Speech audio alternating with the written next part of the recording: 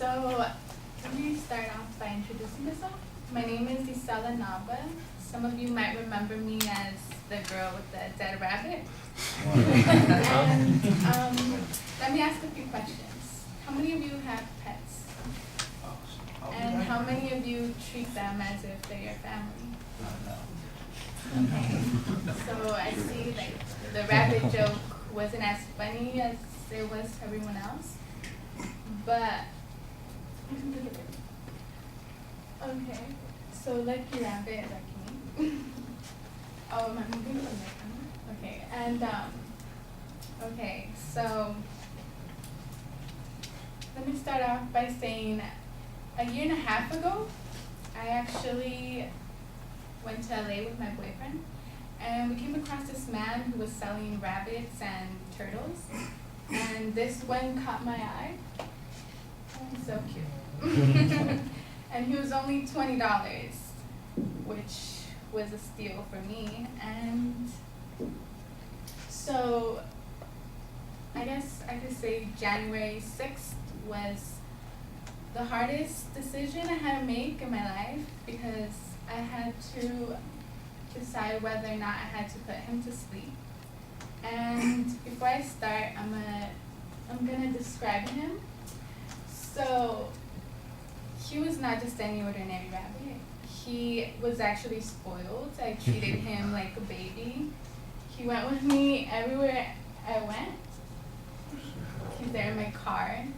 Once he was too big for that spot, he changed to the passenger seat, and the back seat was all to himself. And ever since I was little, I always wanted those tiny puppies that you could carry in your purse. And that's exactly what I did.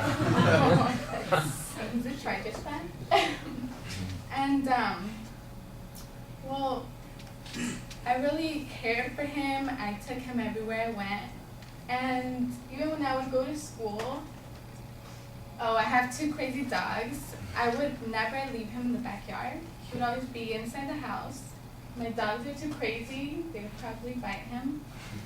And he did spend time outside in my boyfriend's backyard. And he actually has a bulldog. And she got close to him too. They would sleep together. And then one day, he actually had, there was a lump on his cheek. I don't know if the picture is there. Oh, and he would wait for me in my bed every time I would come from school. But, I'm on the computer. But, right there, you can see the cheek, the lump on his cheek. I actually took him to the vet, and he had an infection called abscess. And it got worse before I could take him to get the surgery done. His eye was actually bulging out, and I didn't have any pictures.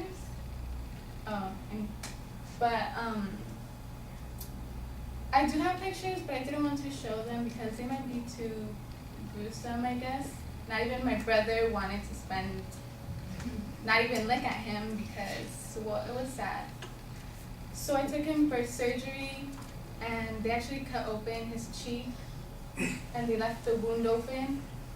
And I know some vets aren't specialized with rabbits because they're considered exotic animals. And I did everything he told me, but then the infection came back and it started growing again, and it had this odor. And he was just suffering. He couldn't lay down like that anymore. He liked to sleep with me. He slept with me every night. And so I had to make the decision to euthanize him. And I guess in conclusion, it's always hard to say goodbye to the ones you love most. And